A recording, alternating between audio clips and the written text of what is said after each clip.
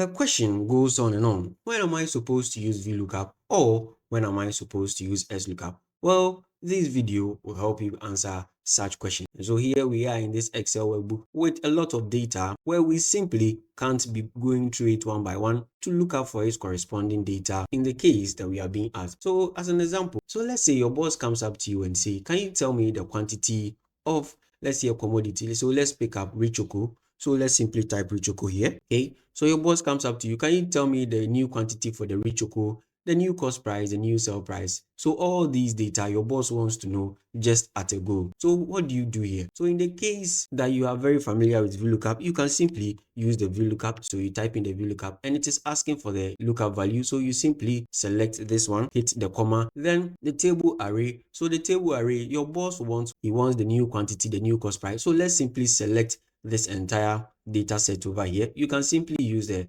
mouse to do that, or you can use the shortcut Control Shift and any of the arrow keys. Then you hit the comma and it's now asking us for the column index. So for now, what do we want? So we want the new quantity, the new cost price, the new, so we want all these data, right? So here comes one limitation of VLOOKUP. So over here, it is asking for a column index number. So the first thing we want, let's say we want the new quantity. Here, we will simply count from the brand list. So 1, 2. So the new quantity is under column index number 2 from the table array we've selected. Then we'll hit the comma again. Then it is asking us, do we want an approximate match or a false? Then it is asking us, do we want an approximate match or an exact match? Let's say we want an exact match. So we'll simply select that one, close our parentheses and hit enter.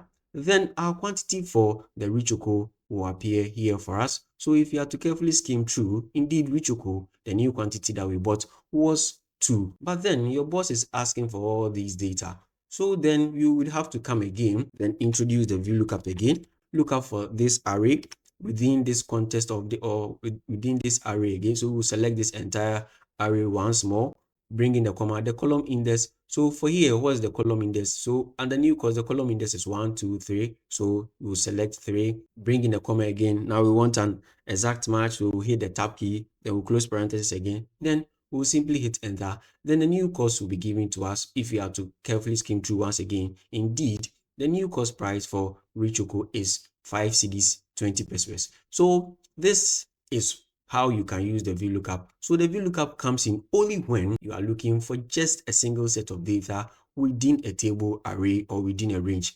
But then your boss is not asking for a single data, is he?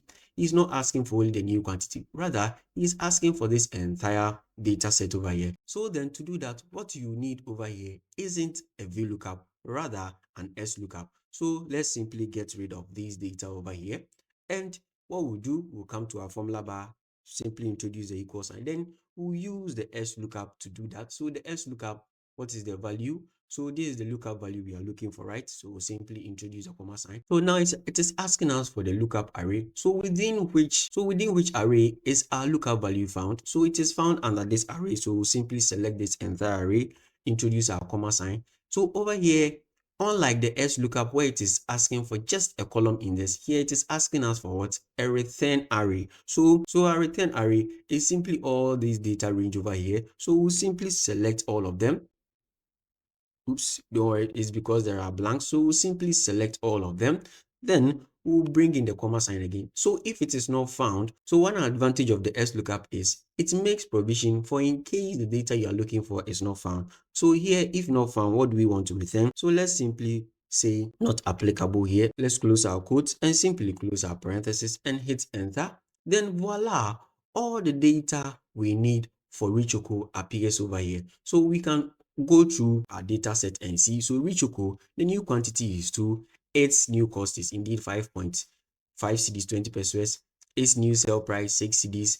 The total after restock is 47. So indeed, all the data provided over here is indeed right. So the XLOOKUP helps you look out for multiple data for a single lookup value, whilst the VLOOKUP also restricts you to only just a single data for a value. So to move on, what if we are to simply change this to, let's say, thous? Okay, so we'll simply hit the enter. Then now you see it is what not applicable, because if you are to go through our data set, styles isn't part. But then again, what if we are to change this to Dano and simply hit enter? Its corresponding data under these topics or under these headings will appear for us. So this is what the XLOOKUP does. So in case you want to look up for just a single data for a value over here, and the value isn't present in these data sets, and you want to return the not applicable using the VLOOKUP, all what you can do is to use, so let's clear this data here. So here, what you can use is to use two functions. First, you use the if error. So use the if error to do that.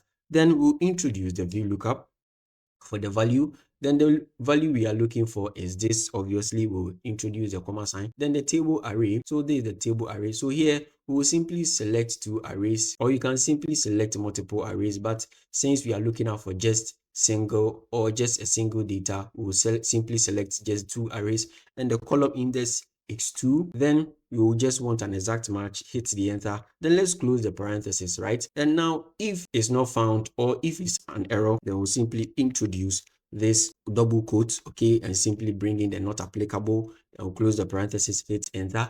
Then obviously Dano is present within this data set. So, but what if we have to change it to tiles, right? What if you have to change it to tiles? Then our not applicable comes. So with XLOOKUP, you can simply use it on its own. But with VLOOKUP, if you would want an error to appear anytime a data is not, or a lookup value is not found, then you can use it with the if error. So moving on, you can also do same for when you are using it to grade your students in a school. So here also, in the case you want to grade students per their corresponding score, we have this criteria over here where we have the criteria, the mark, the grade, and the remarks here. And here also with the VLOOKUP, all you need to do, introduce the VLOOKUP function. Then it is asking us for our lookup value, so we'll simply select the lookup value. Then the table array, so this is the table array, so we'll simply select this table array, or let's simply select this entire array rather. So we'll simply select it, introduce the comma sign. Then it is asking us for the column index. Obviously it's column index 3 since it's the grade we want. Then what do we want? We want an approximate match. So here, instead of an exact match, we want an approximate match. So we'll simply hit the tab key, close the parenthesis, hit enter. Then it's an error over here. So why is an error appearing over here? So one thing about the VLOOKUP also is it is not picking this as a data it can use. So what we'll do now is to let's simply change this lookup array or this table array over here. So let's simply change that. So we'll clear all this array. Then what we'll do now is to simply select only these two array. Then let's change our column index. So we'll simply change our column index to column index number 2 since 1, 2 is the grade we want. Then let's simply hit enter now. Then voila, now our data appears for us. So to look up for the remarks also, we would have to now introduce the VLOOKUP again. So we'll simply introduce the VLOOKUP. It is asking us for the lookup value. So we'll simply select our lookup value.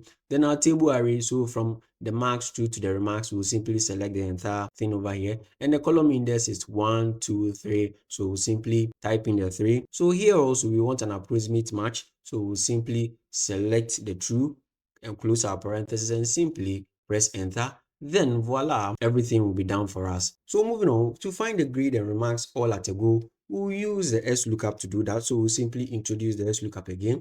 Then it is asking us for our lookup value. So this is our lookup value.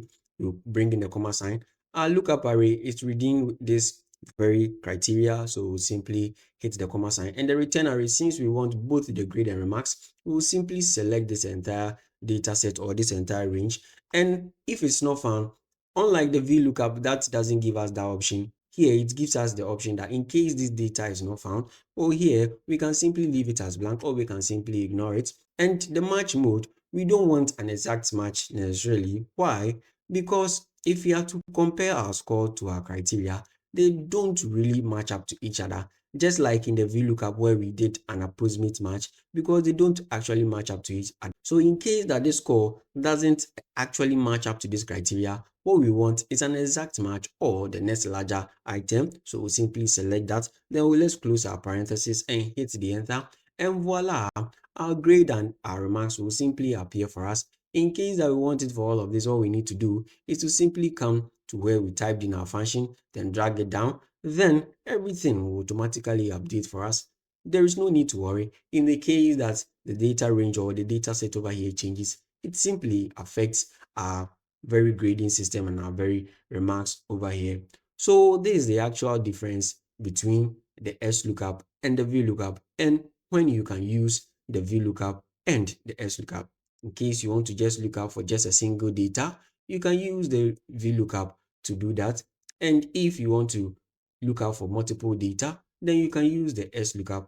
And just as a reminder, in the case that you want an error or a certain information to appear in case that this data is not found, you can always use the if error just before you use the VLOOKUP, so that anytime the data you are looking for is not found, then all that appears is a certain test you would like to know. So let's say non-applicable or not applicable. So simply type in the any, close our quote, close our parenthesis and hit enter. So that in the case that let's say we are to type in a -1 over here and hit enter, then the not applicable comes over here. So you see the difference between this one and this one. Here it's an error because this one isn't necessarily found over here. So here you've specified that if it is not found, then it appears like this. So, or if it is not found, we can simply change it to, or let's change it to none. So let's simply change it to none. Then it appears over here for you.